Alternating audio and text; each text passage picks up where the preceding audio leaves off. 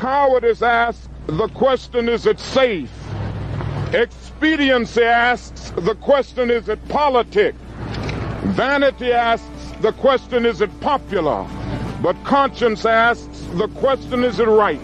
And there comes a time when one must take a position that is neither safe, nor politic, nor popular, but he must do it because conscience tells him it is right. Every time our country stands in the path of danger, an instinct seems to summon her finest first, those who truly understand her. When freedom shivers in the cold shadow of true peril, it's always the patriots who first hear the call. When loss of liberty is looming, as it is now, the siren sounds first in the hearts of freedom's vanguard. Fighting for humanity and against globalism, one mind at a time. It's the Freedom Link with Joe Joseph. Hello, everybody. It's the Freedom Link, and we're back. Yes, it's been one hell of a slog this last few weeks. It's been weeks? Yeah, it has been weeks. Geez, it's really not intentional, folks, number one. So please accept my apologies for that.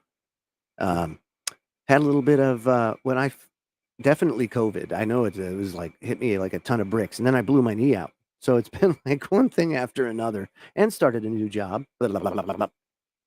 So it's just been crazy. How you been, Scotty? Trying to beat the heat, man. Yeah. We entered the first. We've entered the first day of our record-breaking heat wave that's supposed to be sweeping across the whole middle of the country, and so. Cool. Yeah, it'll be interesting to see how well the Kansas grid holds up. Yeah, no doubt. I mean, that's crazy. So, there's more and more focus on renewables, which to me is okay if the technology was mature enough and the materials readily available to do that, you know. But the problem is it's very toxic, the process of disposing them. You know, maybe constructing them, not so much. The disposal of the scrap can be a thing, but a lot of forever chemicals, a lot of very hard to get material, and to mine it and extract it. It's a rare earth. It's a rare earth element that China really has had the stranglehold on the market simply because of it's a toxic practice, and they don't really give a crap about their people. Now to the point where it's a crisis. You know, now they're having big time population issues. They're trying to push childbirth like there's no tomorrow, but they're also having to counter like a cancer pandemic because of all the toxins in the water and in the soil.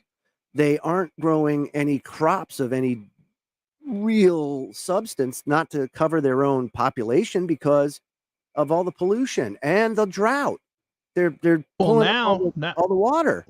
Well, now, have you seen all of this biblical flooding that is occurring in China right now? Yes, that's just like California is about to get. We'll talk about that. Yeah, too. And you know, Beijing. They've been, you know, of course, they don't like to broadcast any sort of natural disaster or anything that's, you know, that may put the, you know, the country in a bad light on the world stage. But in order to save the sort of upper echelon class of the party that lives all around Beijing, they released a lot of dams and flooded a lot of the rural area where a lot of the more poor folks live out there, and basically have just sacrificed, you know, massive swaths of their population and just flooded them out, you know, killing who knows how many, you know, just in order to save the area around Beijing. And it's wild. And like you said, you know, China has this huge, like, you know, water crisis problem because First of all, it's hard to get clean water in China because of what you said. They it's terrible. pollute their They have a rivers terrible and crisis on their hands with that. Yeah. right. So it's I pretty saw interesting. something about the cancer cities is what they're actually called. They have like 100% cancer Right. rate just because they were Mhm. built, by the factory and of course the people, everything got polluted. Soil, water, everything. And everybody that lives there gets cancer.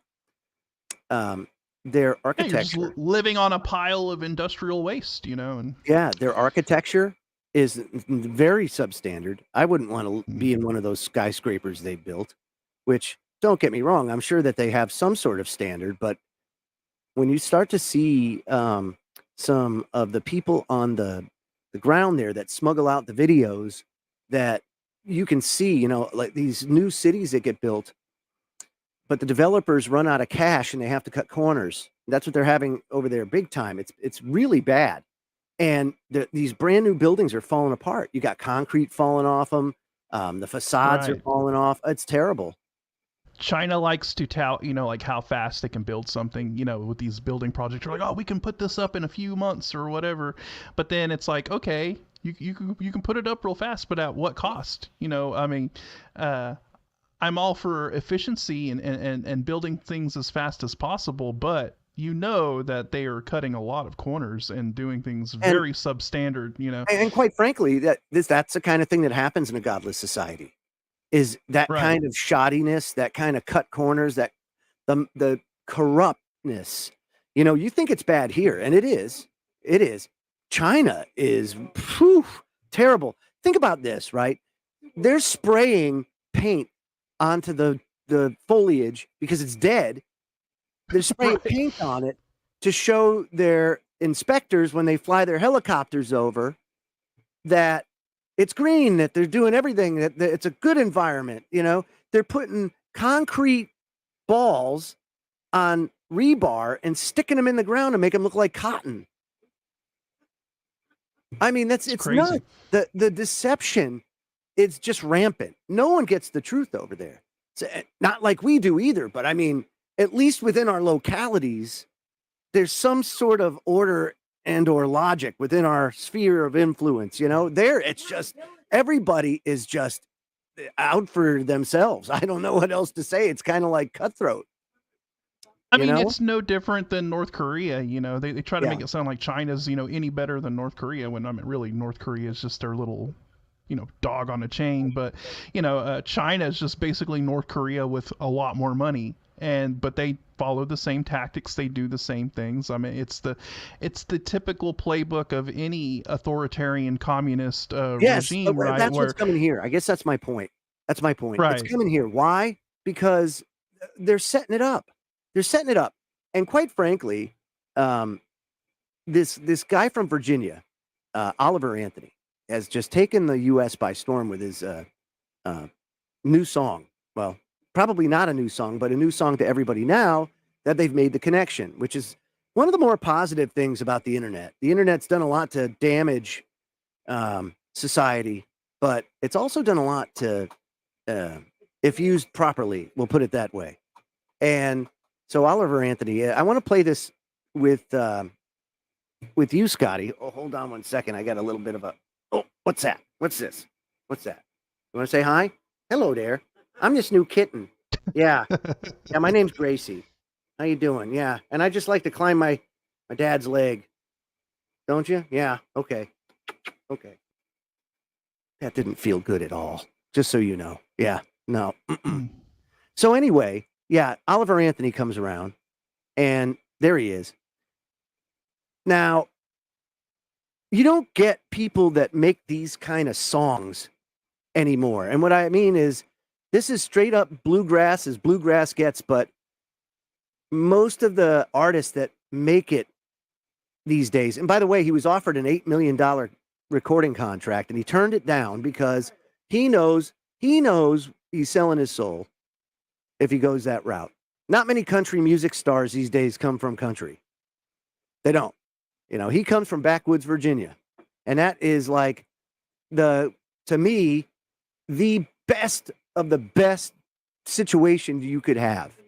And You a know? lot of the crap that they try to pass off today as country isn't even really country. You know, Absolutely not at all. Right. Absolutely not. So I want to play it. We'll stop it a few times when we hit something that you may want to comment on or whatever. But I want to bring this to everybody's attention, because if you haven't heard it, everybody in society that's heard it so far, the majority, I'd say probably 90%, love this song. It has shattered barriers between black and white, yellow and black. Everybody loves it. It doesn't matter what your gender is. It doesn't matter and all of that. It just helps you refocus, get through the divide and conquer that everybody has been so subject to, and why the country's so polarized. It's all distraction. It's all to keep you from seeing the real, true power that you have. That's really what it's all about. 25 million views in 10 days. Now that's amazing. So I mean, this guy's off to the races now, and rightfully so. I would rather see somebody like this and support them, because guess what? That he has no recording contract. He doesn't want one, and quite frankly, he doesn't need one. And that's his message. And nor do you. You don't need the government. You don't need all of this crap that's being shoveled down our throats. So this is Oliver Anthony, Rich Men North of Richmond. Here it is. Well, I've been selling my soul, working all day, overtime hours for bullshit pay, so I can sit out here and waste my life away, drag back home and drown my troubles away. It's a damn shame what the world's gotten to for people like me. People like you, wish I could just wake up and it not be true, but it is. Oh, it is. I got to say that one right off the bat, when I first heard this song, that was like an anvil being dropped on your melon, like poof, holy moly. And it's so true and so encompassing of society's current condition, which is things have gotten so bad that they can't escape their situations. Think about this. California, which would, what would it be? The seventh largest economy. If it were a country, it would be in the G8. And only 16% of the residents of California could afford to buy a house right now as it stands. 16%. We have a housing crisis of biblical proportions that if we don't do something about it now and get in front of it, it is going to be disastrous. And they know this. That's the problem. They know this. They know that wages aren't going up fast enough to counter what they think is inflating the dollar out of a debt crisis, but it's not going to work that way. So something's got to give, and no one wants to be the bad guy. So it is a corporate government team effort to basically, in my humble opinion, crash the economy in such a fashion where they have plausible deniability, and then voila, bring in the Great Reset. Whatever. Yeah, I was going to say that's the Great Reset, plan going into action. Right, right. So there's a lot to digest there, but just right there, in that simple, he connects with everybody because nobody's making it right now. And if you are, you're very fortunate and not the norm. And it's also, I find that people want to feel accepted in the world, in the crowd, right? Everybody's different alone than they are in the crowd. And because they've pushed identity politics and identity tied values to everything, it has really hurt a lot of people by having them become part of this crowd and then having them struggle to keep up with the Joneses in every way, shape, and form. To be part of that. Part of what? the first thing we all have to do is get back to who we are. And we're Americans, baby. Americans, Scotty. Yeah. All right, here we go. Living in the new world with an old soul. Okay, now wait a minute. Living in the new world with an old soul. Well, is that not like, phew, that's like Shakespearean. West Virginia Shakespeare right here, you know? Right. Hold on, the brain speaks. Okay, so I wanted to get that through because that is like, I connect with that. I was born in the wrong time, in my humble opinion. And I know a lot of you out there feel that way. These rich men north of Richmond, Lord knows they all just want to have total control.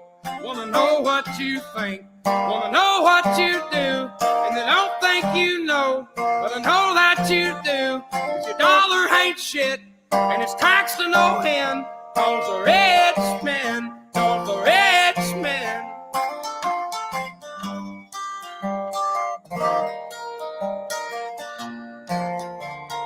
I wish politicians look out for miners, and not just miners on an island somewhere. Lord, we got folks in the street, ain't got nothing to eat, and the obese milking welfare. God, if you're 5'3" and you're 300 pounds, taxes ought not to pay for your bags of fudge rounds. Young men are putting themselves 6 feet in the ground, 'cause all this damn country does is keep on kicking them down. Lord, it's a damn shame what the world's gotten to for people like me, people like you. Wish I could just wake up and it not be true, but it is. Oh, it is. Living in the new world with an old soul. These rich men north of Richmond, Lord knows they all just want to have total control. Want to know what you think, want to know what you do, and they don't think you know, but I know that you do. 'Cause your dollar ain't shit, and it's taxed to no end. 'Cause the rich men, north of rich men.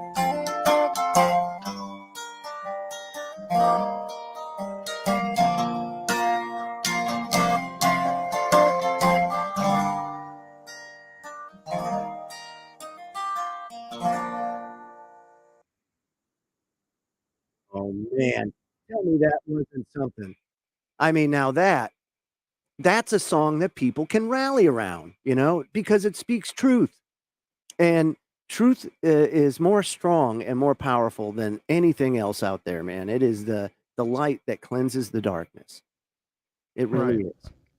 And that's why so many people can, across all genres, can come around that. You know, there's a Patriot Marine or something there. I can't remember what it is. Patriot Marine rapper. And he remixed that. And it's something else. You should check that out because it's. Yeah, I mean, you know, when when somebody all sorts of different types of music, right, remixing it. You know? When somebody speaks the truth, Yeah. you know, that directly. I mean, it doesn't get any more direct than that, right? You know, Absolutely. and it's just right there in your face, telling everybody, you know, pretty much what they already know and what they feel. And that's why it connects with everyone, you know. And like you said, it spans across all genres of music, all types of people. You know, I've seen people that are into rap reacting to this song, you know, just people that are into metal, you know, reacting to it, getting into it. I mean, it's truly one of those songs that just kind of breaks the boundaries and barriers of everything, and it's just something that everybody can relate to because, I mean, look, the majority of people, the majority of the population are just your average working person trying to get by and, you know, live day to day, you know, and Right. most of us are just, you know, getting by paycheck to paycheck and just scraping by. If that, And so, I mean, how if many that, people right, out you there know, are just, you know, in massive debt, just trying to live, you know, or their backs against the wall because they've run out of room. They don't have any more debt ceiling. They're And not the United States, that can just you have print I dollars mean, every time they want to. and you have these politicians and then their media mouthpieces, right? The media out there just acting like none of this is happening when everybody can see every time that they have to go to the grocery store, every time that they have to pay the bills, right? It's right there in their face. Yeah. And then they're blatantly lying about it every day on the other media. thing that's important to understand is, about 10 years ago, the government in the dark of night repealed the Smith-Mundt Act. And what the Smith-Mundt Act did was it outlawed the creation and broadcasting and anything that went out to the people in the form of propaganda was illegal. And in the dark of night, it was around the same time that they repealed the law that required full disclosure of and the whole insider trading in Congress. There actually was a law at one time that made it illegal to insider trade. And of course, we know they're all rich. They all do it. So very, very important to understand that this stuff goes on. All the while, probably while that was going on, you had, crises that deflected attention away, and people were so weary of bad things. Yeah, as a matter of fact, it was during the financial crisis that they did that. It was also that time that you had the Citizens United decision, which was absolutely terrible for this country. But on the surface, it looked like it was something good. Because one thing that people had a problem with at that time was the limitations of the limitations of the type of material, or the limitations of the type of contributions you could make to a political party or candidate. So what Citizens United did was said, okay, now corporations are people and people are corporations. And because of that, corporations have constitutional rights. Therefore, we can't limit their ability to contribute, because by doing so would limit their speech, because they're speaking through their money. Okay. So these super PACs came about. And ever since then, it's really favored corporate America to be able to put their people of choice in every position in the government. And they do so through the lobbying mechanism, but also through political PACs. And it's just destroyed this country. Absolutely taken it down. And of course, right, because the corporations can just pump these PACs full of all the money and resources that they need, and then of course, once you're doing that and your candidate is beholden to the PAC for getting them into office, then of course they're going to be getting kickbacks and favors and whatnot because of it. So that's right. Like you said, it's their way of being able to control and exert political influence within the government.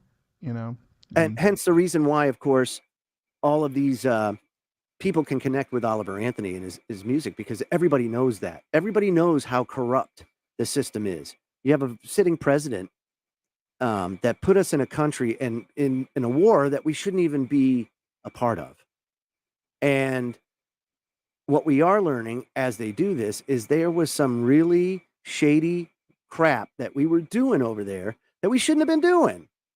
And right on the border of Russia. And all the while, the Russians are the boogeyman, yet we are the ones that surround them, and the same with China. Meanwhile, we have a housing crisis in America. You know, a student debt crisis in America.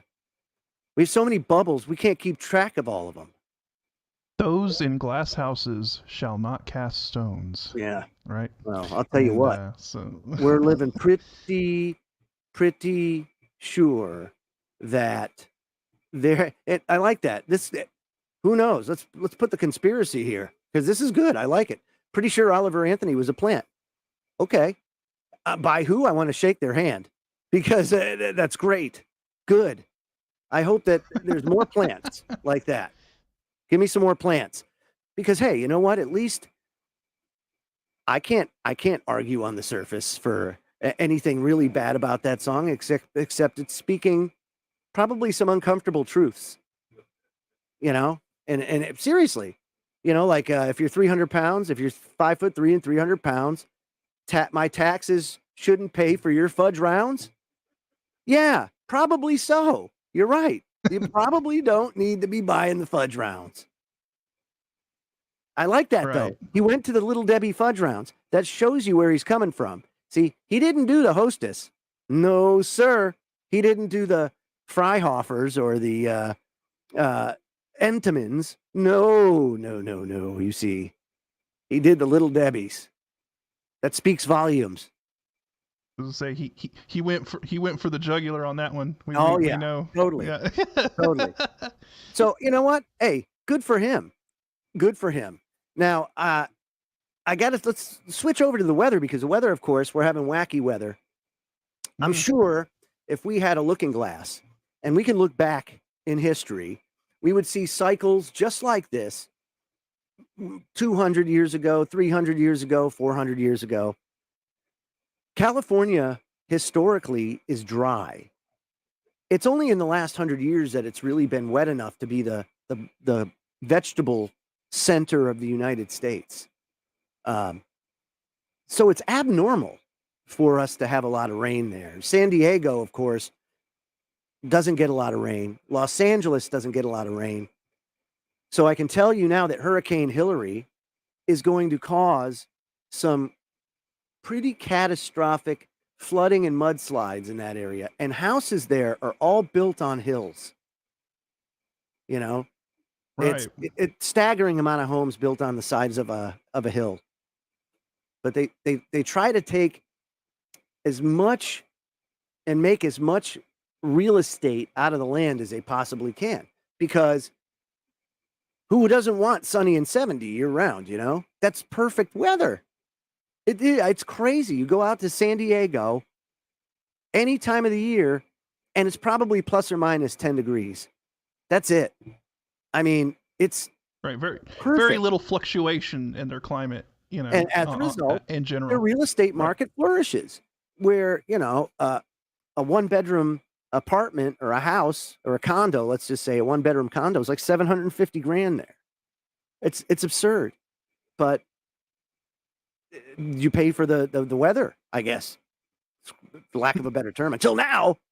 So for the first time in 84 years, it looks like they're going to get a little close up with about a year's worth of weather in 24 hours.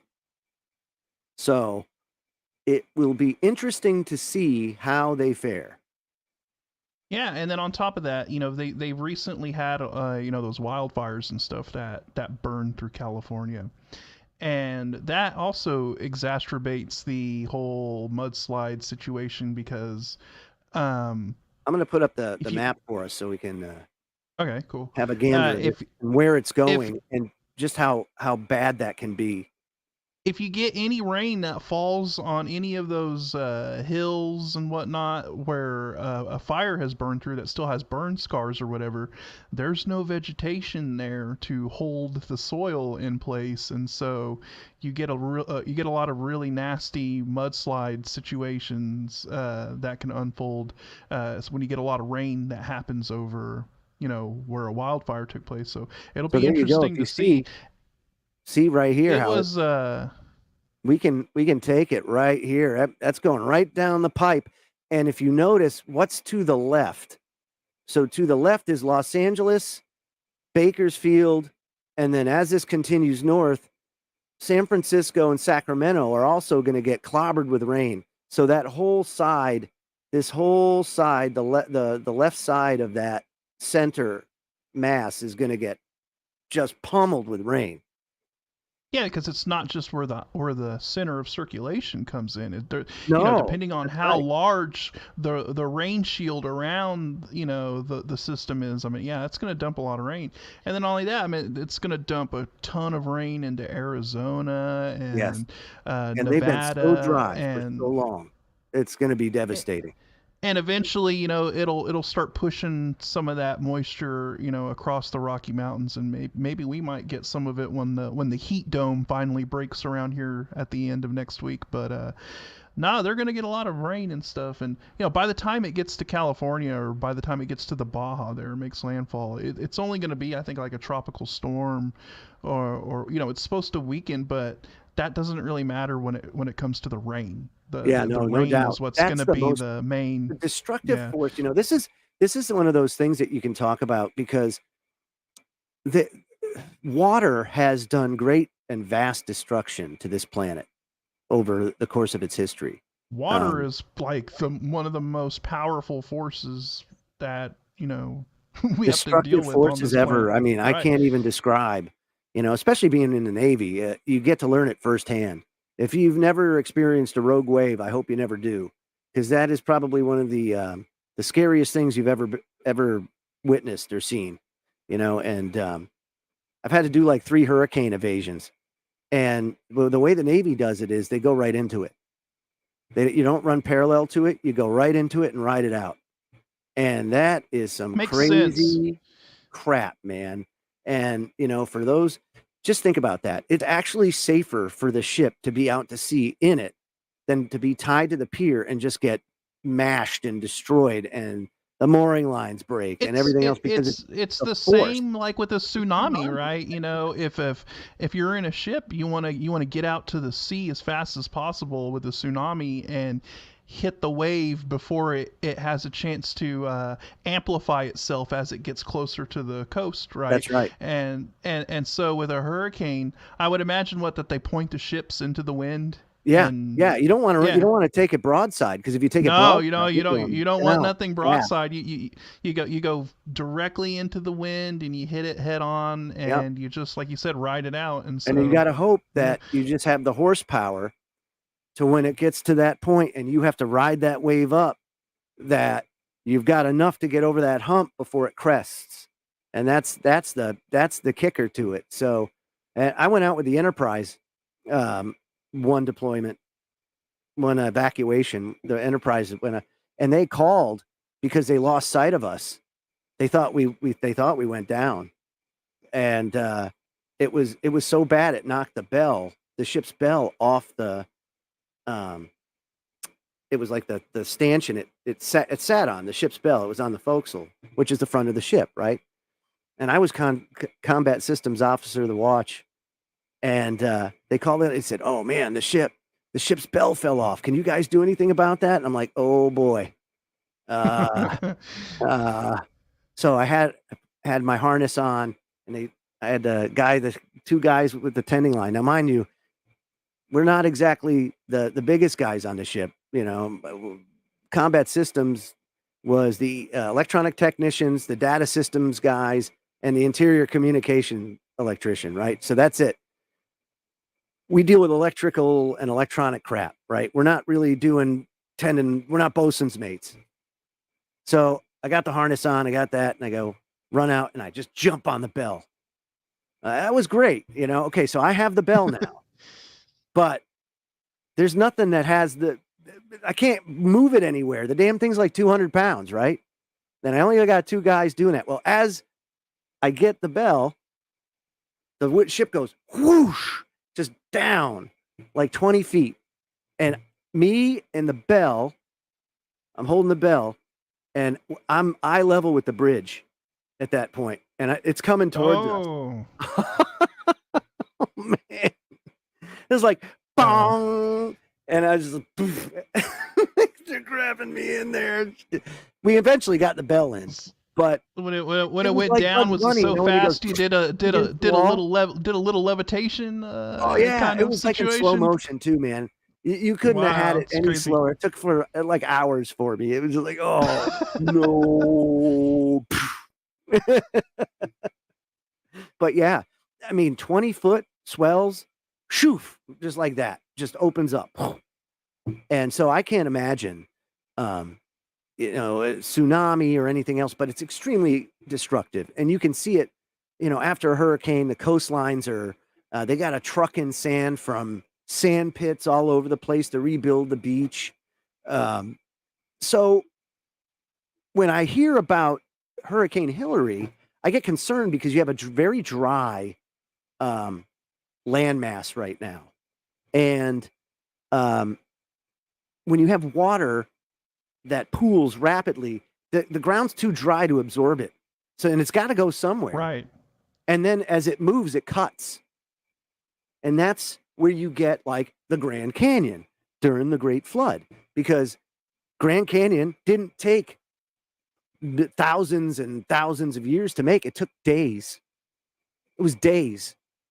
And that's the destructive force of all this water once the crust cracks and the waters of the deep open up, and all that other water comes from over the ice canopy that was over us. And it's just like, holy crap, that's destructive. Look at Mount St. Helens. That was lush forest before it popped off. Now it looks like the Grand Canyon. Holy crap. And it was all that ash and soot and rain and the thunderstorms that it created. And it was like that awful acid rain. Oh, man. Whole lakes that existed were gone. It just unbelievable destruction.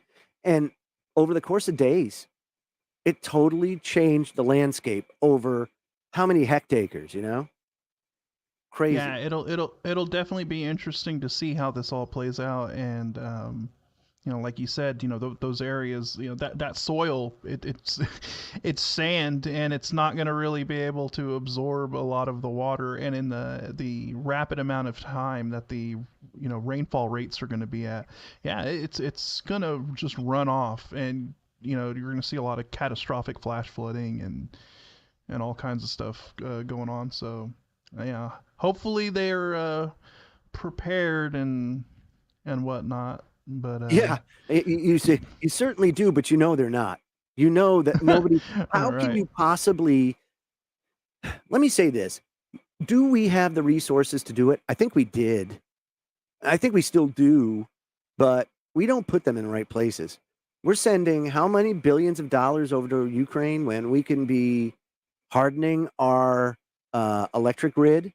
We can be getting U.S. or transformers that aren't made in China, that they have like, oh, let's just hit the button and or whatever. I mean, right. It's not out of the question. Why I'm worried about. That's why I'm worried about the power grid going down during this heat wave. We've already had the power like flicker on and off. Before we came on the show. Not good. And I'm like, man, this is only day one of the heat wave, and the power's already acting funky, and not good. This is so. I really hope that the power grid is able to sustain this, because it's not just Kansas; it's the whole middle of the country. I mean, right? You would have to look at a map of what's going on, and this is like this is going to be a historic heat wave. I've never seen temperatures this high. It's been terrible for the Midwest and everybody. It's been terrible. Maui, jeez, I tell you what. Maui wildfire death toll climbs to 480, locals claim, as Hawaii's morgue workers run out of body bags and survivors are left to recover the charred remains of their loved ones. It was so bad that people had to run into the ocean to escape the fire. That's how fast it spread. However, they had plenty of time to respond to it initially. They knew that it was going on. And in my humble opinion, the local authorities or the government, somebody dropped the ball there. And the devastation, this devastation, what's crazy about this is This is your classic never let a crisis go to waste. Because it was like 2 years ago, the Right. governor of Hawaii was taunting this new initiative to make Maui the smart city of the future. The first all-island smart city where everything is tracked. And, you have the 15-minute city where you can get to everything within 15 minutes without any fossil fuel, right? Okay. So you have all that. But the warning, no warning, and how many people died being very understated right now. So if you take a look at this, you can see you got residents. They're putting people in these trailers now because they've run out of room at the morgue. So they're putting them in the trailers, and it's just been awful there. The devastation. If you take a look at the devastation, it is all encompassing. And people are talking about looters. What are you going to loot from that? That's what I got it. What are you going to loot from that? It's terrible. How many people were not able to escape? They don't even have a count. There's no way they can count. But I'm going to guesstimate probably between 2,000 and 5,000 people when all is said and done. Maui is in bad shape. We're definitely going to have a death toll in the thousands. And I was watching today, just kind of browsing through and looking at stuff. And, one of the things that caught my attention was the fact that they wouldn't allow them to divert water from the rivers to fight the fire because of, this whole policy of this, radical environmental policy of like equitable water sharing and all of this ridiculousness. It's the most ridiculous and I'm like, thing. I'm like, wow, like literally people are burning alive and they're still like, you need authorization to make sure. Now here's a bright flash in the woods that likely caused the wildfire. Look at that here.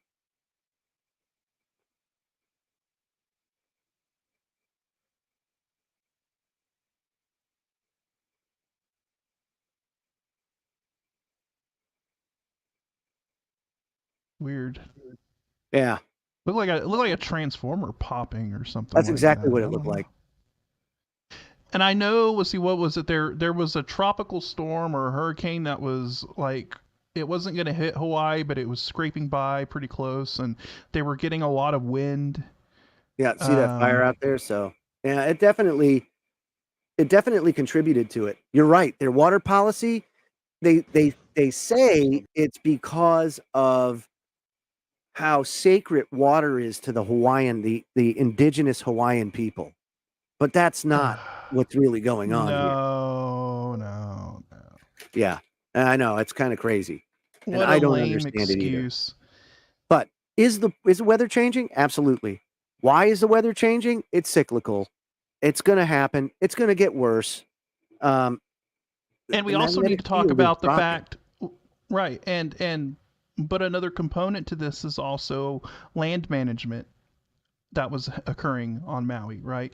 This was like an agricultural area, and I believe they were told many times that they needed to get out there and clear a lot of the basic, like your basic forest management situation and the conditions. Hey, Ron, let me say this: there ain't no such thing as a coinkydink.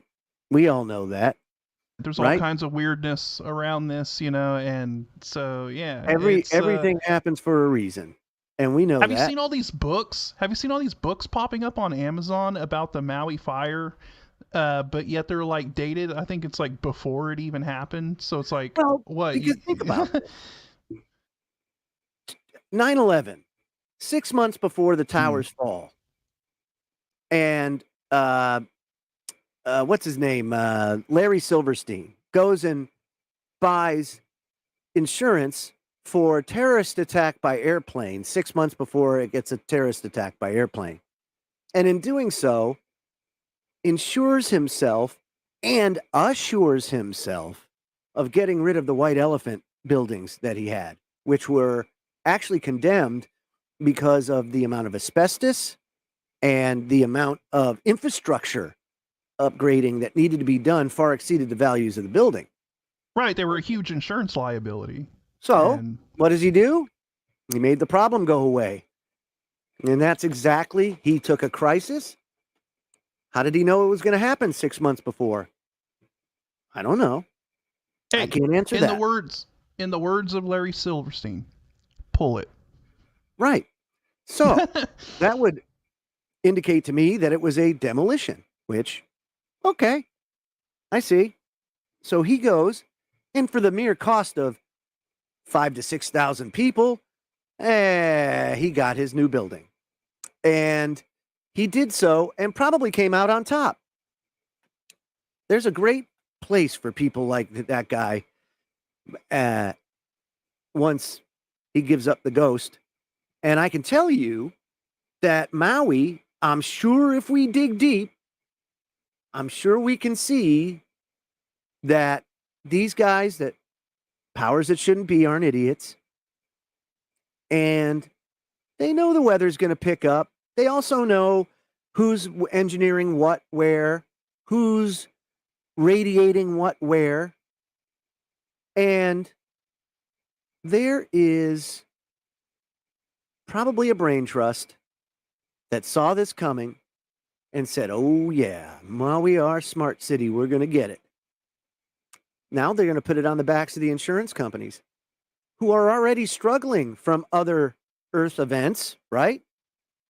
Now you're going to have Maui residents that won't be able to get homeowners insurance because of the cost that this is going to lead to. You know, Factory Mutual, who takes care of factories and other industrial properties, have standards that harden their buildings to Cat 3 hurricanes, but not everybody has that kind of insurance. And I can tell you they do that, and they're very stringent about their requirements because they don't like to pay out. Well, not every insurance, like homeowners and such, are as stringent, and they're taking heavy losses all over the United States. Florida is another state that very difficult to get homeowners insurance right now. And if you do, you're paying buku bucks. Onwards of, like, I want to say, on a $200,000 house, you're paying close to $3,000 now for homeowners insurance. So that's pretty steep when you start looking at over time how those costs have accelerated. But wait, there's more, because you've also got a crisis going on with excess deaths in the life insurance arms of these insurance banks and investment mutual funds.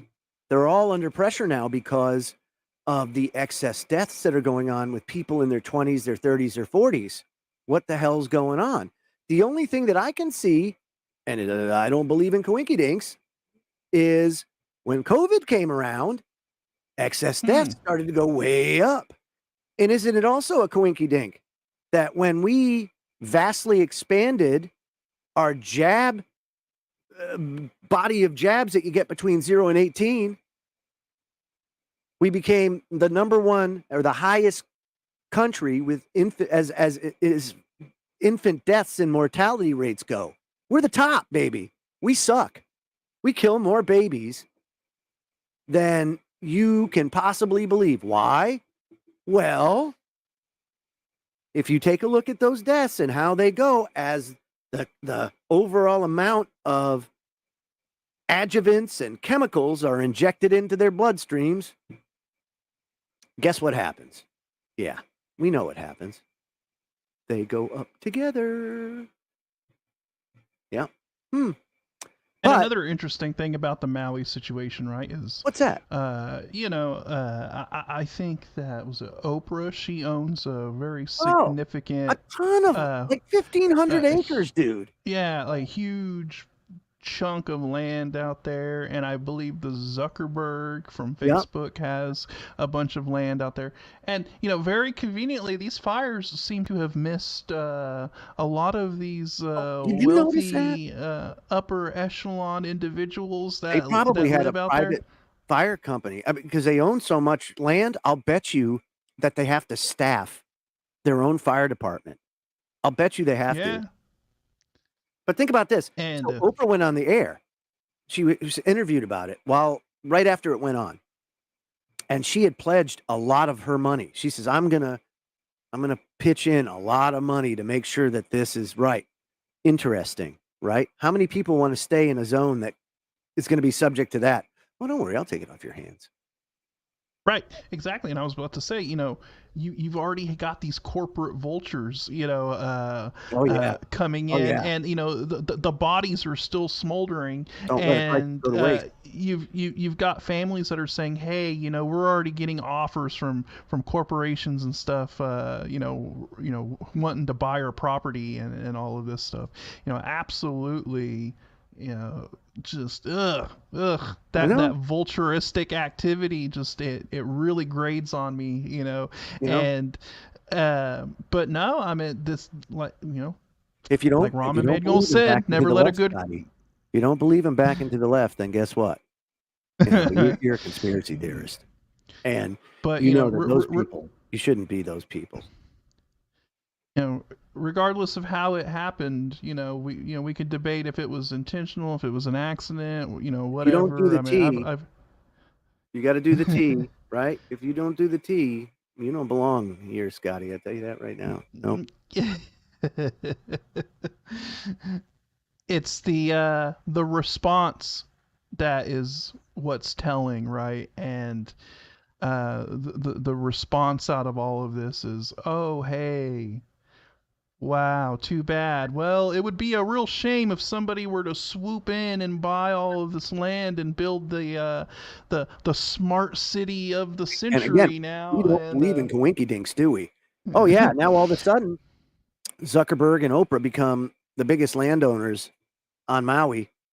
And oh, by the way, they own it all, and they're making bank on real estate now. I mean, you see, and they do it their way, which is the smart city way. Everything's tracked. AI manages the city, which was beta tested and perfected where? China. Oh my God. I mean, it's a full circle thing, man. It's a full circle thing. And one thing that you're going to find is if you go down this route, it almost inevitably leads to collapse, which is why they have to do this. They don't want to have to pay for it, so they won't. They're going to profit off it. There's going to be a way for them to make big bucks on this, and they will. All in the name of philanthropy. It's not. I wonder if Maui is now going to become Zuckerberg's metaverse utopia. Zowie. Or Zopra. Zoprawi. I don't know. It's going to be something like that. Terrible. So anyway, also, so we're talking about the Ukraine war too, and in hour number 2, we're going to get to that. We can start a little bit here, but Seymour Hersh, of course, has been very outspoken of that since the very start when they blew up the pipeline for Gazprom. And Seymour Hersh wrote, he says, it's been weeks since we looked into the adventures of the Biden administration's foreign policy cluster, led by Tony Blinken, Jake Sullivan, and Victoria Nuland. And how has that trio of warhawks spent their summer, he asks. Sullivan, the National Security Advisor, recently brought an American delegation to the Second International Peace Summit earlier this month at Jeddah in Saudi Arabia. The summit was led by Crown Prince Mohammed bin Salman, or MBS, who in June announced a merger between his state-backed golf tour and the PGA. 4 years earlier, MBS was accused, of course, as the assassination of Jamal Khashoggi. And, of course, he denied all of it. And funny enough, he knows the CIA knew all of it. And they got swept under the rug. Why? Well, when you own a lot of the oil, as we are seeing now with the price of oil, and the Saudi government ratcheting back on production simply because they don't want that oil to drop. And what it's causing, along with the money tightening that's happening on Wall Street, is setting the stage for a pretty significant downturn. The way that they've been able to mask that downturn, of course, is to mask the numbers. However, we're in a downturn because you feel it. You feel it. Just like Oliver Anthony sang it. He feels it. He knows it. Everybody that you work with, everybody that you live around, all your neighbors, everybody feels it. Everybody knows it. And that's why that song resonated so much. So Reuters reported that Zelensky's goal was to get international support for the principles that he will consider as a basis for the settlement of the war, including the withdrawal of all Russian troops and return the Ukrainian territory. It's not going to come to that. It's not. It's a very tall task. And without NATO involvement, I don't think they have the horsepower to do it. Even if you give them the F-16s, I don't think it happens. So Victoria Nuland is a name that you don't hear much about. But she's a longtime State Department operative that was the architect of the 2014 overthrow of pro-Russian government in Ukraine. Because she's really anti-Russia. Really, really, really. And if she had her way, we would be at war with them yesterday. Now, it was Nuland who, the very hawkish, right? Super hawkish. She is the one that is really pushing this war from the inside on our side. I mean, along with your other war hawks. That's what's going on. We'll be right back. We have a couple of commercials we have to do. And we'll continue our discussion on Ukraine, but also more about the parasitic relationship that we have with the corporate government symbiosis that seems to be happening. So don't go away. We'll be back in 3 minutes. You're watching the Freedom Link on kgradb.com. We'll be right back.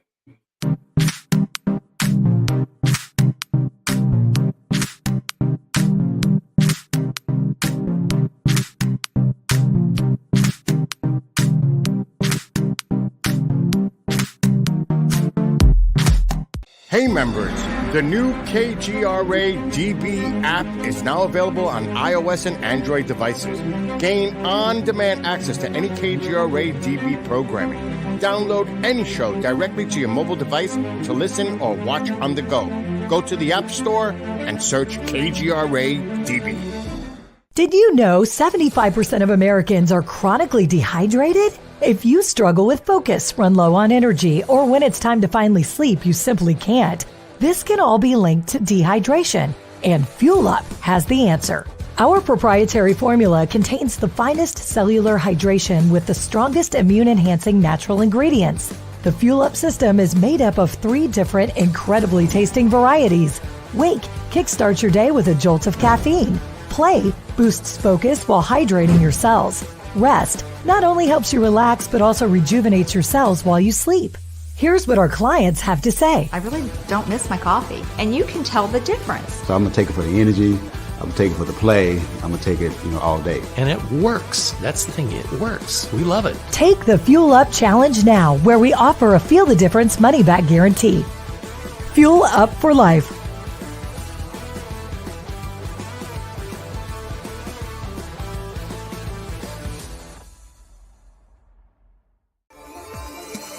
You're listening to the KGRA Digital Broadcasting Network.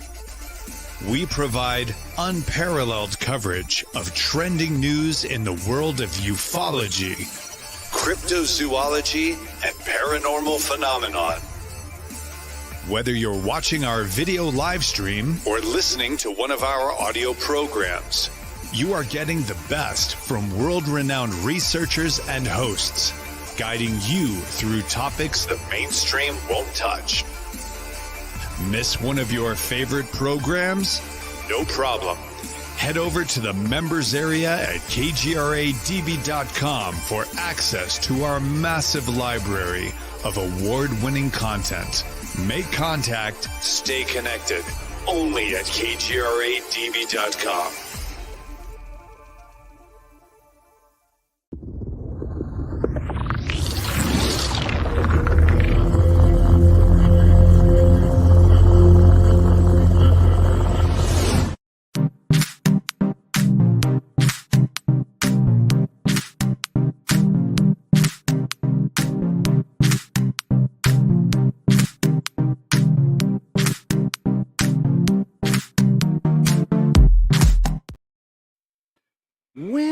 back. It's hour number 2 of the Freedom Link here on KGRADB.com. And we were talking about Ukraine and Russia. Oh, gosh, here we go again. And you got the United States now really trying to push NATO to deploy F-16s. And we're going over some of the power players here that are trying to make it happen. And one of them is Victoria Nuland, who, of course, was the architect of the 2014 overthrow of the pro-Russian government in Ukraine. And one of the American moves that led us to where we are. And so is she becoming like our new Zbigniew Brzezinski? Yeah, kind of, sort of, right? So you got Clinton, Hillary Clinton, Hurricane Clinton, Hillary.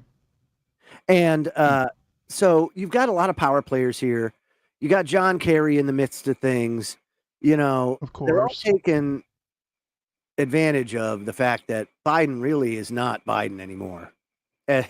Like, honestly, I'm sure they're just buying enough time so that by the time that he has to answer for all that illegal corruption with his son, that he will then have a mental acuity test and be found unfit. Will it make it to that point by the time he gives up? I don't even think the guy's going to run again. I don't know how you can. I think one day we're going to wake up and we're going to find out that he passed peacefully in his sleep. Or something, right? Yeah, they're going to make the problem go away. That's for sure. Because he was just a vessel just to get Trump out of the way. And I mean, they threw everything in the kitchen sink at that guy. And don't get me wrong, Trump's no angel. But, I mean, what they're doing to him, come on. These guys. This is another thing that's just blatant. This is just over. It's a way of life for these guys.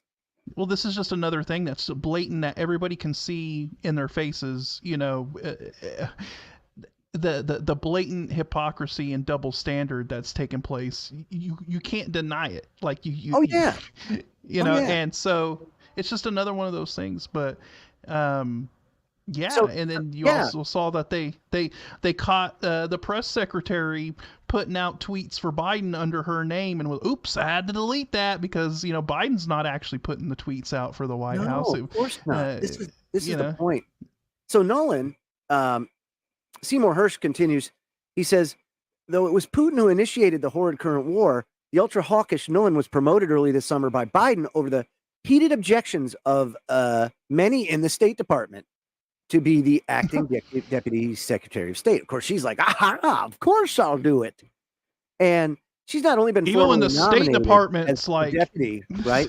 Fear that her nomination would lead to a hellish fight in the Senate. Of course it would. So you know what you do? You just make a position up for him. That's what you do. Just like Kerry is a czar. You don't have to be appointed by Congress. It's not a Senate nomination, right? So It was Nuland who was sent last week to see what could be salvaged of a coup led to overthrow of a pro-Western government in Niger, one of a government group of former French colonies in West Africa that has remained in the French sphere of influence. President Mohamed Bazoum, who was democratically elected, was tossed out of office by a junta led by the head of the Presidential Guard, General Abdourahmane Chiani. The general suspended the Constitution and jailed potential political opponents. 5 other military officers were named to his cabinet.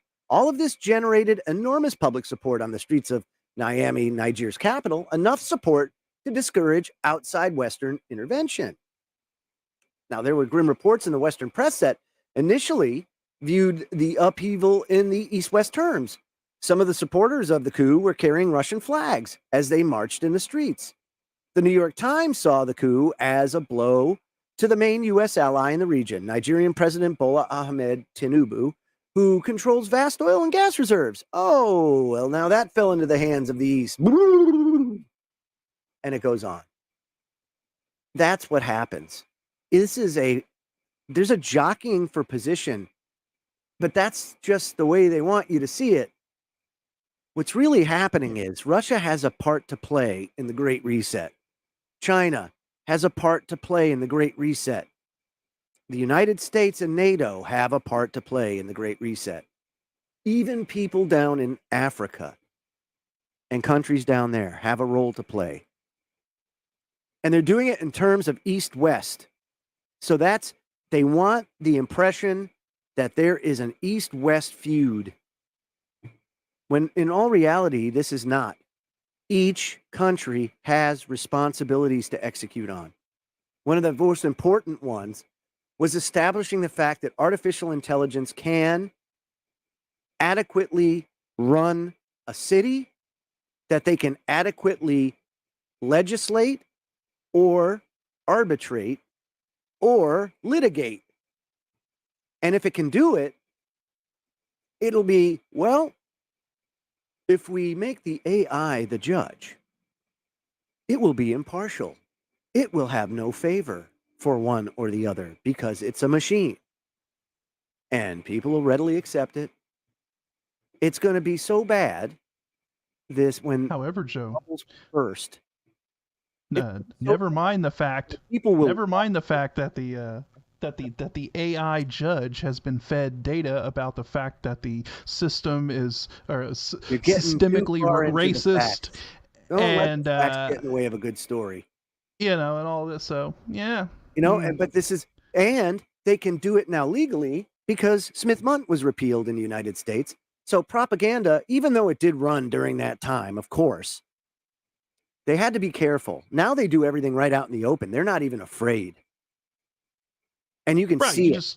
And it's terrible. You just blatantly get Operation Mockingbird in your face every day. Yeah, now, it's terrible. And quite frankly, very evident. We've done plenty of broadcasts in the past where we show like the parallels between the mainstream media and organizations like the Council on Foreign Relations, where the eminent think tank in the country that basically makes all the foreign policy decisions for the United States have basically a press arm that are members of that organization that violate the very, very fundamental ethical rules that journalists are supposed to adhere to. And they're doing nothing but deploying or being the mouthpiece of the policy arm of government, of the deep state, if you will. Yes. Mm-hmm. Yeah, and it's really bad. And that, we can never let a good crisis go to waste either. And we haven't. And there's also been some players that haven't. Say what you will about Elon Musk. He has a part to play in it too, although I think he does it more from an innocent standpoint, or like the Thundar the Barbarian. I think that's kind of how he feels or sees himself. Much because he's right about the same age as I am, and he grew up on Saturday morning cartoons too. And I could just tell just by his demeanor and the things he says and all that kind of stuff. I know he watched Thundar the Barbarian.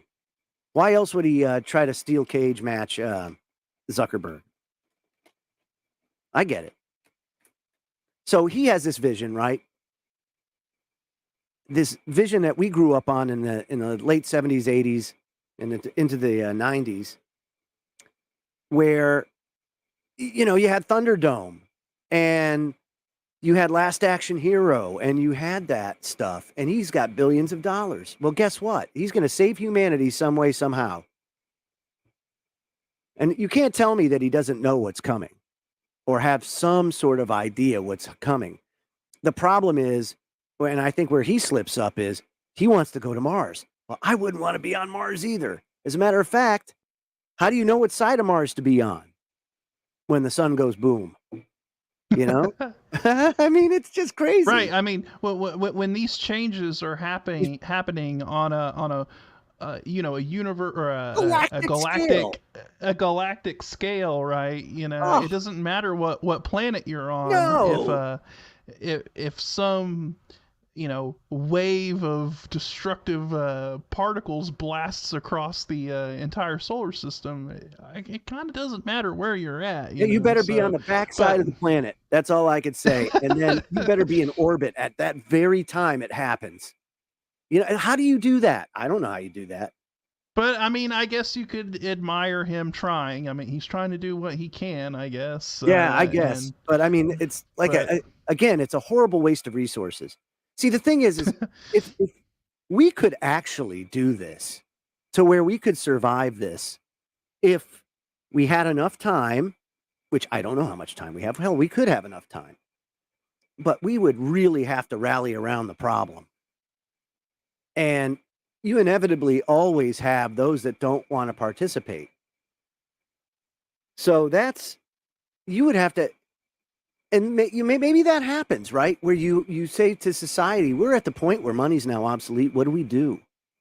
Well, guess what? We have we have a catastrophic set of confluencing events all right now coming to a head. How do we beat it? At that point, I guess money is obsolete because it's either we do it or we don't, and the planet has that event take place, right? So how do you have a shield that takes like an X-1000 flare? I don't know. Put a whole bunch of water up there. Oh, really? But before the flood, there was a canopy of water surrounded the earth like an ice canopy. And very interesting that you mentioned that, right? Because guess what all of these tech corporations are all of a sudden getting really, really interested in doing? Yeah, I know. Putting water up. No, there's all of a sudden this push from like Microsoft and I believe Amazon's getting into it. For the satellites? They're wanting to build gigantic data centers, like server farms that are submerged in the ocean. Oh. And yes, and I did hear about that. It's a dual purpose situation. One, they can use the ocean to cool these data centers because they're completely submerged. Yes. So you're not wasting energy, putting energy into cooling these data centers. And number two, they said, well, since these data centers are now under the water, they can be protected against an EMP or whatever may hit. Very true. However, if the event is something that triggers a pole shift and it destabilizes the crust, it doesn't matter where you are.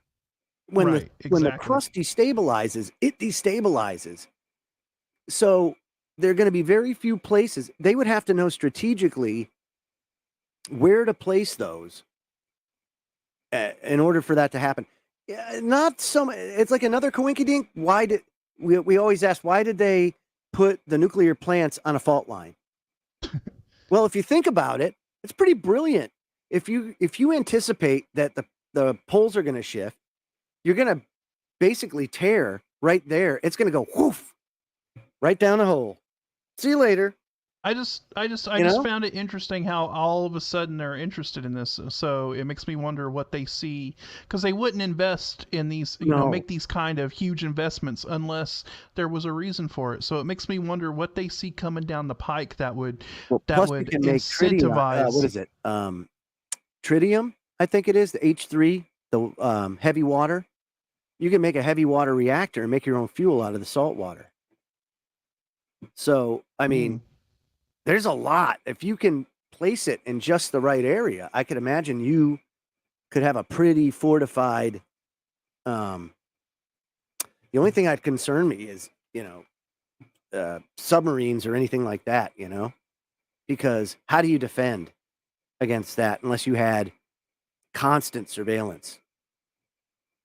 Oh, on these underwater data centers? Yeah. Yeah. I mean, Russia, China, they both have the capability, of course, to go and cut the undersea cables that go along the ocean floor. Some of them it makes me wonder, though, like, I would assume that these aren't going to be, like, deep sea. I think these would probably just be, like, slightly off the coast and maybe not submerged. So within territorial waters, deep. You think?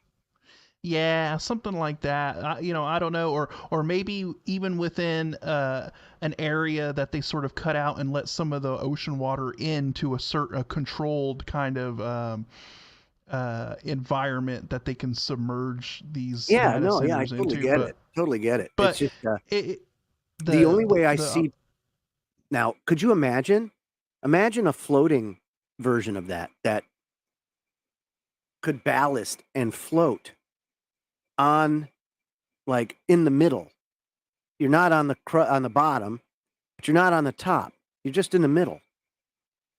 Like a big submarine, like but a but stationary. uh, They were talking about like a cross transatlantic tube that you could put a train on that goes underwater. But it would take 20, 30 years to build. With our current the way society's structured. and you would hope that they wouldn't cut any corners or anything, because you don't want an Ocean Gate situation happening down there No, when you're on that exactly. train.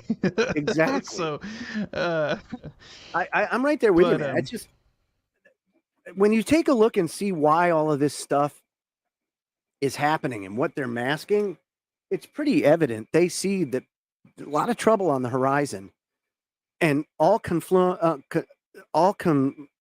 on the same point in time. And so they have to realign things. The problem is they want to realign things where they still have their power and their resources.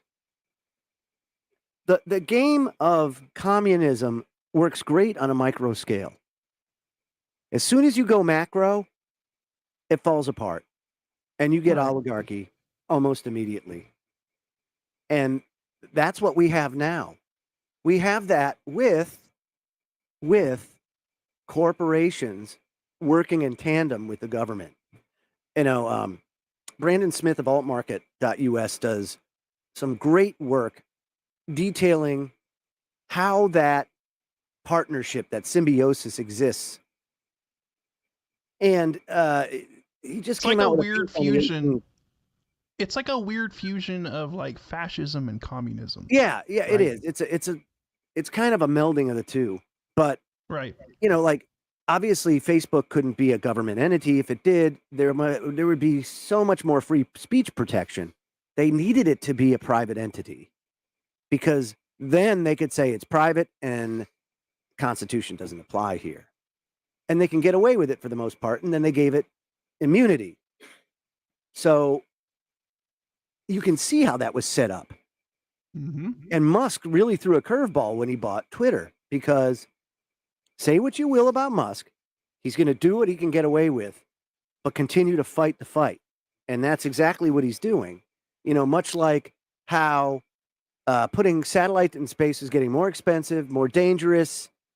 He went and did something he just enjoyed to do, try to fix the problem. When we had an issue with when China was going to the Olympics and was just gobbling up all the resources, and it was sending the price of fuel through the roof. It was sending the price of steel through the roof. Everything was going through the roof. This is right around the time of the Great Recession. And home heating oil was $4 a gallon.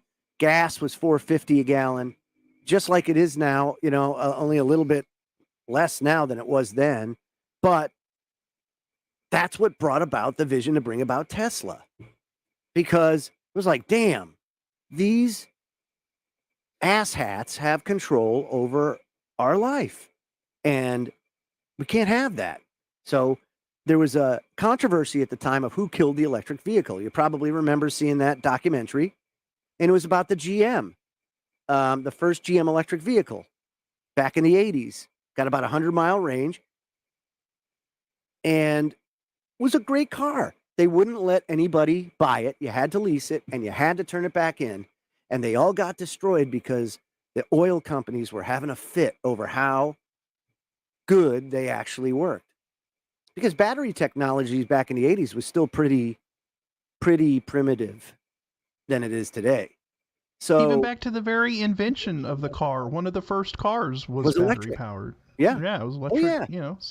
So if you look at it, a great series to watch, if you ever get to watch it, is The Nick. And it's about the Knickerbocker Hospital at the turn of the 20th century. And they get an ambulance for the first time, right? and it's a battery-powered ambulance. Before, it's all horse and buggy. And that thing gave them such a fit, but it did what horses couldn't do. It ran, I mean, didn't get crap for range, but how far did you have to go?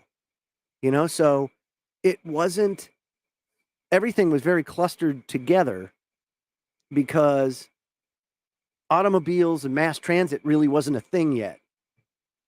And you're going over cobblestones and everything like that. It's a very rough environment. But that was like in the 1899, 1900 time frame. And it's inevitable that you're going to go try to do it via not internal combustion, but some sort of cell or even wireless energy transmission system.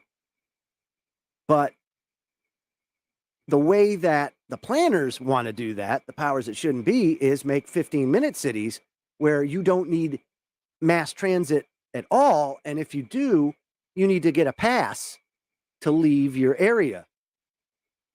And then rewild rural America. That's what it's all about. That's what they want to get to. Mega cities, mega regions, mass rewilding. All on the premise of getting people to live where they work and do so in a fashion where everything is tracked and monitored and everything runs seamlessly. Everything is controlled. And people become zombies, for lack of a better term. And we already are. You know, instead of having a microchip, you just carry a smartphone around. People gave that up a long time ago. Culture of convenience. It'll eventually be like, show me your papers. Are you from zone 6? Because you're not supposed to be in zone 7. That's right. Exactly right. Exactly right. You know? So think about this. And it's all done through that partnership. So Brandon Smith writes, I have to admit that in my efforts to analyze and dissect far-left globalist ideologies and agendas, I have come to a point where I am just as fascinated as I am horrified. Consider for a moment the progressive intersectional narrative we often refer to as woke. It's not an activist movement because they've already had equal rights under the law. It's partially a political movement, but their goals go far beyond putting a candidate in government. A large part of the government is already on their side. They claim to stand against capitalism and corporate power, yet their movement is primarily funded by the very money elites that say they despise. No, this movement is something different. It's a system of blind belief and the invasion of a cult that worships itself, that worships power, and seeks to undermine the truth whenever possible as a means to an end. We are witnessing history in the making, the birth of a monstrous religion of moral relativism. To understand the political left and their tactics, you have to understand their relationship with the globalists. Woke groups are a creation of the globalist BlackRock regime.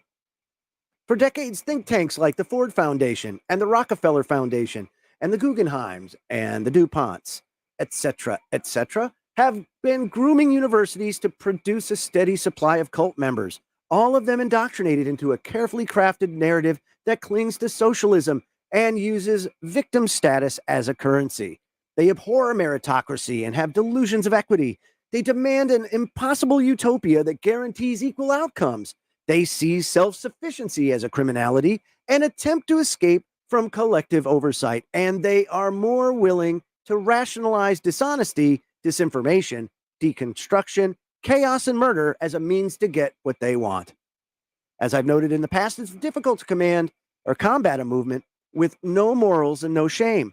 If you purpose it is to convince them to stop what they're doing using logic, common sense, and appeals to conscience, you will fail. They don't care about any of these things. The leftist obsession with power is absolute. It's all they talk about. It's the root of every one of their arguments. That said, their concept of power is rather limited and childish. For the woke, power is in cancel culture. Power is in the mob. Power is in displays of collective destruction and control. They ask themselves, what can we take from others and how can we instill fear? They believe the more they can take, the more power they have. Globalists view power in a similar manner to leftists. But they expand on the manifesto with the question, how can we convince others to give us control willingly? Woke, useful idiots see power as something that must be stolen through intimidation or force. Globalists see power as something that is handed to them by useful idiots. In order to get that power, globalists spend the vast majority of their energy and wealth on the manufacturing of consent. It's not enough to control the population, you see. You have to make them believe your oligarchy is their idea. That way, they never try to fight back. While woke activists are running around like monkeys in matches trying to burn down the world, globalists are looking at the activists and saying, how can I make these monkeys burn down things I want them to burn down? Manufacturing consent from half the population of a nation requires a massive disinfo apparatus, because that doesn't happen here in the United States. I doubt that most leftists even realize their entire philosophy was funded and fabricated by corporate interests. And if you educate them on the fact that they are now allied with the same ultra-rich corporate vampires they say they hate, you'll soon discover they don't mind. They'll happily embrace the devil's contract because they see it as a means of winning. In this way, political leftists and the globalists are indelibly intertwined, exactly what we see here. Again, you take a look at government-seeded stuff. These guys now, the new money trust in this world, most of them have done it via government grants and then return the favor later. One of the guy that took government grants and kind of spurned them, and the only thing that gives me pause to really use X now, even though, again, I'm indifferent to Elon Musk, incredibly intelligent dude. I will never know what drives him or whatever. It's the mechanism, I can explain a lot of what he does, but what drives him to make his decisions, I don't know. And I can tell you that he benefited greatly between SpaceX, with Tesla, and all his endeavors with millions and millions and millions of government dollars. And there has to be some allegiance there at some level. Some level. And I guess we all do, don't we? We all have allegiances to things. But I mean, there's a reason why the government and the military is letting him shoot their classified satellites into space and stuff. Yeah. So I mean, there's just something's going on there at some level. But, there has to be an allegiance at some level, and I just don't know where that is. Because they wouldn't trust him to do that kind of stuff for them. Matt Taibbi's fight, with the Tesla papers or whatever they were, and he went through hell, as many people do when their livelihood depends on social media. When your livelihood depends on social media to get it out there, you really take a risk. And I mean a risk. It's no different than, take for example, me. I decide I want to have a side business that works on eBay as well as YouTube, all of which uses PayPal as a processor, right? They have agreements because of they all have community guidelines, right? eBay does, YouTube does, PayPal does. And they can all cancel you in an instant. It used to happen a lot on PayPal and eBay because eBay owned PayPal or whatever. And if you didn't give them the information they wanted, they freezed your money. You had to fight them for it. All the while they're making interest and reinvesting it and doing things until they finally pay you back. But your life is ruined. And people devoted websites to them, like PayPalSucks.com and all. And I don't even know if it exists anymore, but I can tell you it ruined a lot of people that were trying to do some good things to be independent. Right. And every time there was one of the reasons why. They'd buy them up as soon as they got high enough, you know? Same with PayPal. That's why you never hold your money in PayPal. You immediately transfer it, out of your PayPal into your Which is bank funny you account or say whatever. that because, it just came out recently that because of the jacking of interest rates, because they're inflating away our debt on a national scale, that's what this is all about. It just came out that some of the ratings agencies are looking to downgrade some of the major banks again. Right. Because they have too much exposure. And how can't they? And I'm telling you this, during the Arab Spring, that was a bad year. Cyprus had a severe banking crisis. And there were a lot of Russian oligarchs that put their money in the Cyprus banks. And the banks shut down because, of course, fractional reserve banking. Every bank in the world, in the Western world, and even most in the East, practice fractional reserve banking. And if you don't know what that is, you take in $1, you lend out 10. That kind of thing. So when people run on the banks to get their money out, well, they don't have enough because they don't have enough to cover it. It's normally the central bank that helps to cover that. They only have a fraction. A fraction, if you will, yes. Yes. So of course, they have to shut it down. Well, what did the government of Cyprus do? They not only shut it down, but they confiscated, and this was most of like Russian retirement funds. They confiscated 60% of people making or that had, let's say, over $1 million. If you hit that threshold, they're taking 60%. Now, a lot of people in America have 401ks. There's a lot of money tied up in 401ks, excess of $30 trillion, probably a lot more now. Those are old numbers. But the precedent was already tested and set in Cyprus during the Arab Spring riots. And it's been talked about ad nauseum about 401ks here in the United States and how our debt, soon we're going to be at 8% interest. If we're at 8% interest, the amount of debt that we have is, the interest rate's already above the historical average of 7%. At 7%, when the debt was $20 trillion, it would have took 90% of the income tax just to pay the interest on the national debt. Now it's 8%. And all that debt that comes to maturity and has to be rolled over is going to be interest rate, not zero anymore. It's going to be 8%. And when that is, or some sort of variation, where that's going to exceed the amount that we are bringing in via income tax. And we can't do that. That's not going to happen. So what do? You got to inflate the currency and make that debt worth a lot less. Or,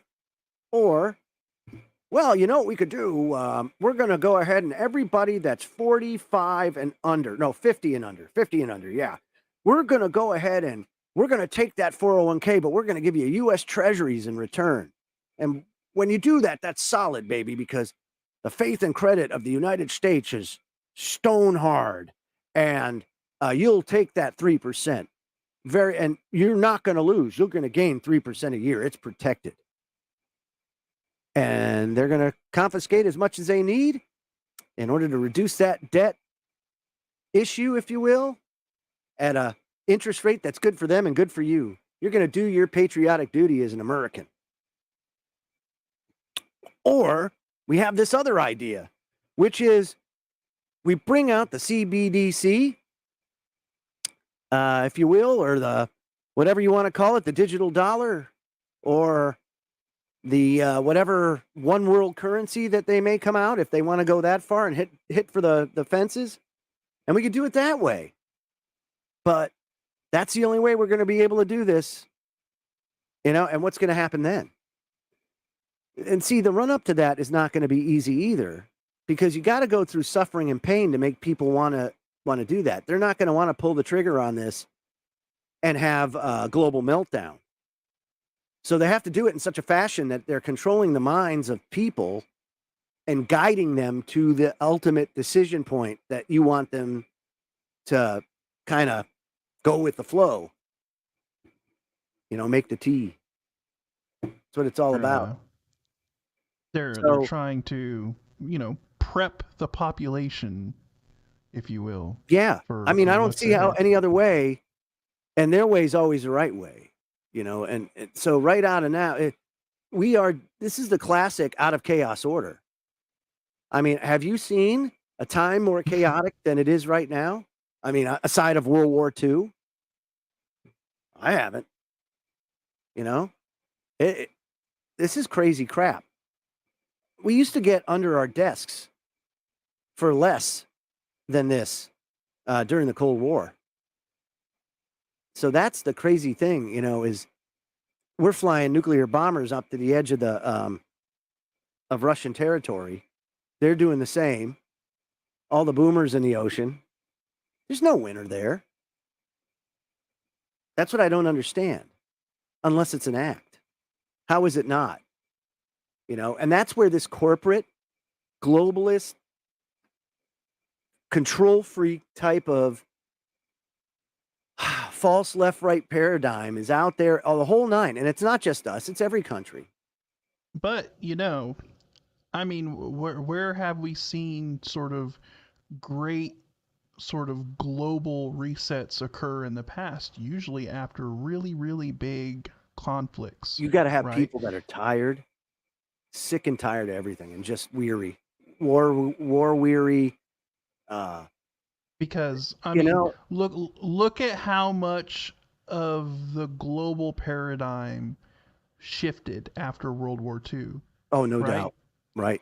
Because you essentially had a global power structure that was centered around like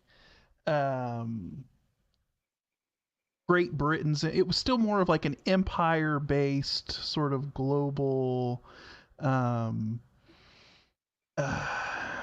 I know what order, you mean. Like monarchy was still supreme at that time, but it was falling. Monarchy was, but yeah, it was starting to wane, and it was starting the old world versus the new world. And then there needed to be something to kind of kick that paradigm shift into gear and rearrange everything into a new global system. And you had World War II. All of that old sort of monarchy way of thinking fell to the wayside. It was the rise of nation states. You had global superpowers. You had the United States and Russia becoming the two dominant world, figures. And it was a complete. Plus you didn't have cyberspace. You didn't have cyberspace either. That's a whole other arena now that exists that didn't exist before. But World War II was the catalyst for all of it. A great reset. It was a reset on the global there was that, and then sort of. Even before that, you had eugenics. From say the mid 19th century onward, that never stopped.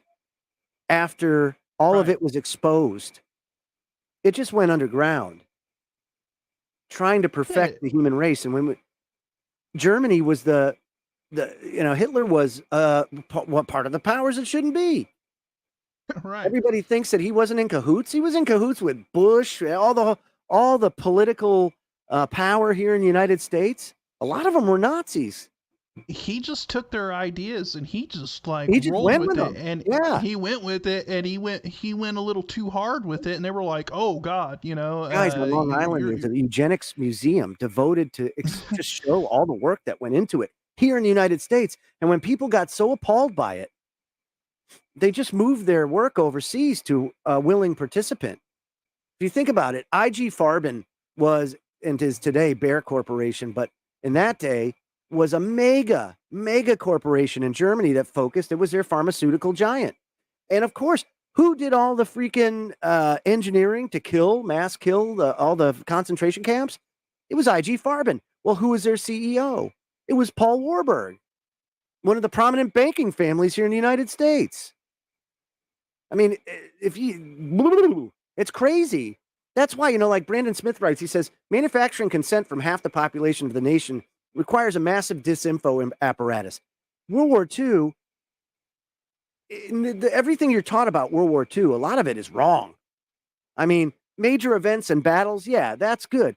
But when you start talking about who pushed these ideologies, while the war was going on, who pushed and put these people into power over there, it was it was New York, it was Wall Street. I mean, when you start seeing who is tied to a lot of the, a lot of the ties between people and things like that, and who was really responsible for pushing a lot of the policies and all that, you're That's like, right. wow. So not only have they weaponized the name disinfo, right? You've seen it with misinformation, disinformation, all of that crap being pushed down your throats. 1984, every way you cut it. And that's why they've set up this very toxic, polarizing, false left-right paradigm, because it works. And Brandon Smith, he says, sure, there's still neocons in the Republican Party that claim to be conservative when they are actually globalists and leftists. But that's not the point. The point is millions upon millions of regular people on the left have willfully chosen to side with globalists and have specifically targeted conservative and patriot culture for destruction. The real people that believe in honest to God, moral type society, the us's, they try to play it that's what they are and that we're the bad guys, and it's just like, get out of here. That's why that song's so powerful, because it cuts right through the bullshit like a knife, like a hot knife through butter. He says, and if you're looking for at the top, at the pyramid from the bottom up, he says there's no such thing as a false left-right paradigm anymore. There's a very real left-right paradigm. The division is a fact of life. The lines have been drawn by the establishment, and either you're with them or against them, and there's no in-between. He says in the film, The Cabinet of Dr. Caligari, an elite member of society turns a man into a monster through hypnosis, sending him to stalk the countryside to kill people the elite want out of his way. The globalists have also used mesmerism to summon their own leftist monster whenever they need some dirty work done. They are the two key pillars that they want leftists to tear down: people's perception of freedom and people's perceptions of objective facts. For example, look at the recent COVID crisis and draconian response that the majority of leftists supported. Also, look at the hysterical climate change narratives and the call for carbon restrictions that would inevitably lead to mass depopulation, once again, largely supported by the political left. Note, too, folks, how many countries are struggling now with populations, and they act concerned about it. However, Georgia Guidestones, they all play into that plan. And that's 500 million people across the globe. They're going to get it in a generation or two. You watch. You're going to start seeing a massive depopulation of the planet. Simply because, and you know where your next population concentration is going to be? Africa. Because all of those countries are skyrocketing birth rates. And they're also the least technical. They're the most natural, I guess you could say, in many ways, but also some of the most corrupt.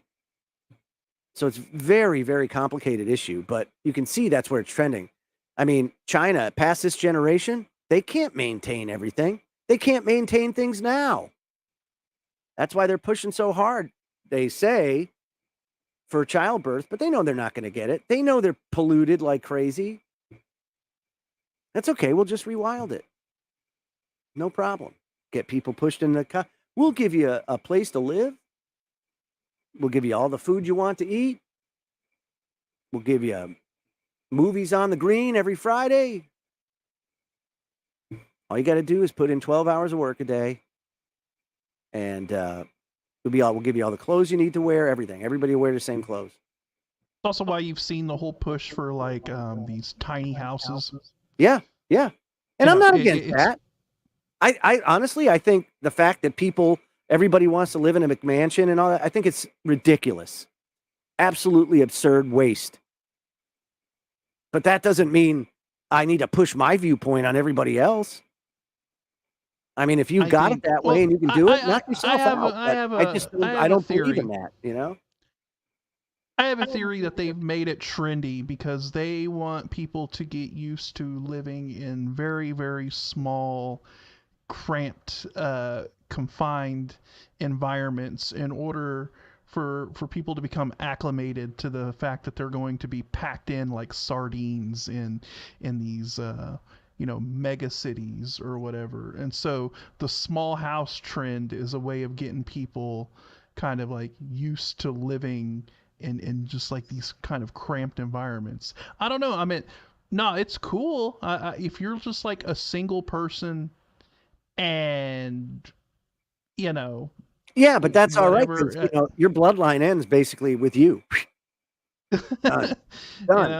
That's good for them. If that's the way you go, oh, you're their kind of person, and that's fine because they'll have, and remember I said this. They're going to come out with fetuses that are grown in a lab that they can reproduce in a test tube in a lab and grow their people, and they'll go into the very same indoctrination schools, and it's eugenics. Only they'll be able to do it, and everybody will welcome it. Take a look at sperm counts. Since the 1970s, are down almost 70%. You think that's by design? I might think it's by design. Or don't let a crisis go to waste. All of this RF energy that we're pumping out into the atmosphere, as well as the chemtrails and every other cockamamie idea, global dimming. Oh, yeah, we'll just go ahead and do that because that can't have any issues. They say there's some experts that say that chemtrailing of all that nano aluminum, nano metals that fall to the earth actually make the trees and the grass and everything more flammable. Because, that micro metal, that very fine powder mist, if you think about it, that's the same type of material that they use to take the World Trade Center down, the nano, what do you call it? Thermite? That's it. Nanothermite. Oh, yeah. We'll just paint it right on. No problem. Well, yeah, I mean, once you turn a metal into a fine powder, it is you give it an extremely electrical flammable. source, right? Like a bolt of lightning. It's very just keep spraying enough of it. I'll tell you what, if you do this long enough, it just becomes actually a joke how much they do this just in plain sight. And we have blinders on so much. And why? Do you think everybody's like, oh, they're chemtrailing, but I'm going to ignore it? No.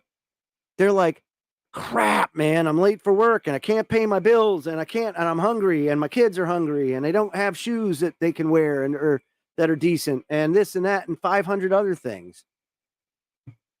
Suicide rates are through the roof. Coinky dink, people that in the 1950s, there are more people, in my humble opinion, that were able to get their teeth fixed than can today, just because dental insurance is a joke. No different than medical, you can't go to a doctor anymore and get any sort of real answer. They're just going to throw pills at you because they got to get a patient through every 7 minutes if they're going to be profitable. It's ridiculous, and now we've got online medicine. Oh, even better. We'll really get to the bottom of things now. But don't worry. AI. Wait till they prescribe you or they assign you your AI doctor that you can chat with on the app. Can I be honest with you? I would almost rather at this point, because at least then, okay, what do you want to do? Scan me? Okay, there you go. What do I got? Bing, bang, bing, bang, boom. Thanks a lot. Appreciate it. Love you long time. At least then, I would have a little more confidence as long as it's pulling off of. I knew the database it was pulling off of. Exactly. That kind of thing. You'll get the doctor from Star Trek Voyager. That's it. I would love that. Dude. Are you kidding me? I'll take it. I'll take my chances with that. I don't know. I can't. The state of medicine right now is so. RICO. They're charging Trump with the RICO statutes. They should be charging like the CDC and the FDA and all those assholes. Sorry for my French. Because honestly, I mean, they're killing more people. And then, we'll just let all this fentanyl in over the border and start a really, really, really nasty crisis. Oh, and then all you people that actually follow the rules, well, we're sorry, but this war on drugs, is more important than your health and well-being. So thank you for doing your patriotic duty of being that collateral damage and really making it come home to America. Hey, it's ridiculous. That's the kind of patriotic duty. Talk to these asshats. That's what they say, and they think that they're doing the right thing. Well, it's your patriotic duty to suffer, Joe. That's the right thing. Let me tell you something. The right thing is not San Francisco, Portland, Oregon, or what they're doing. There's a healthy balance there, right? You don't have to allow the Tenderloin District to become an open-air drug marketplace of who knows what, when you can legalize it, you can tax it, and then you can put the proceeds, put a structure of treatment in place in education, and also beef up enforcement if you need to clean the place up and set a precedent. A little bit of accountability goes a long way. I'll tell you what, it really does. Instead of putting them in jail, you put them to work. Then you're starting an old new slave state.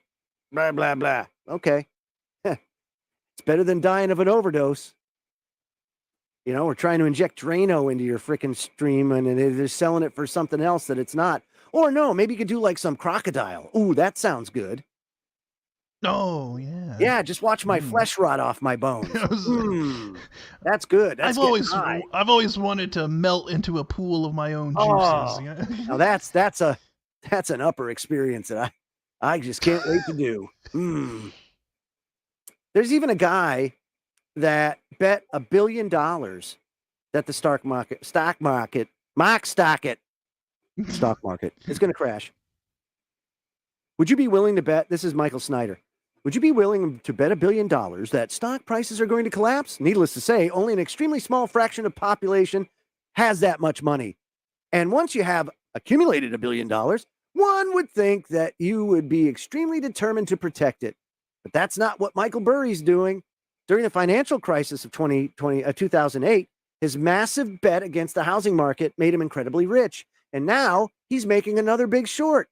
According to CNN, Burry has bet over $1.6 billion that the stock market's going to crash. So that's huge, dude. If you think about it, Burry's making a bearish bet against the S&P 500, the NASDAQ 100. According to the Security Exchange Commission filings released Monday, Burry's fund, Scion Asset Management, bought $866 million in put options. That's the rights to sell an asset at a particular price against a fund that tracks the S&P 500 and $739 million in put options against a fund that tracks the NASDAQ 100. Burry is using more than 90% of his portfolio to bet on a market downturn. Wow. So without a doubt, the stock market is ripe for a crash, I would say, because who would do that?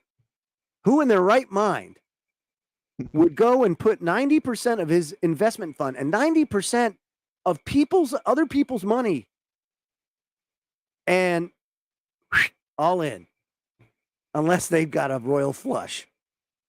Wow. I mean, seriously, the S&P 500 and NASDAQ, so far, S&P's up 16%, NASDAQ up 38%. You got to remember that after the Great Depression, you had ups and downs and dips and doodles and stuff like that, but it never went up as fast as it has since. I'm getting word from the mothership, Joe. I'm getting word from Bill. Yeah. It's. Oh, well, I guess we have to go. So we'll see you later, alligators. Until next week. See ya.